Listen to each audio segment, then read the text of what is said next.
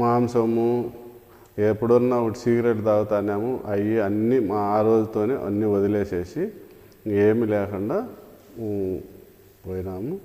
ఇంకా ఆ నుంచి నేను సోమవారము ఇక్కడికి రావడం జరుగుతూ వచ్చింది. అప్పుడు స్వామి ఇట్లా చేసుకోమని మళ్ళీ స్వామి చెప్తా వచ్చినాడు. ఇట్లా అన్నదానము కొన్ని కార్యక్రమాలు చెప్పుకుంటూ వచ్చినాడు. ఆ నుంచి స్వామి చెప్పినట్టు నడుచుకుంటూ వచ్చిన నాకు స్వామి చెప్పినట్టు నడిచిందాన ఆర్థికంగా బాగా బలపడి బాగా ఉన్నాను.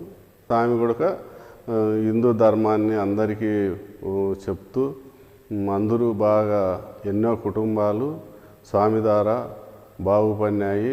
ఈ మాంసాలు అన్నీ మానేసి ఆధ్యాత్మికంగా భగవంతు చింతన చేసుకుంటూ అందరూ తరించి బాగుపడతారు.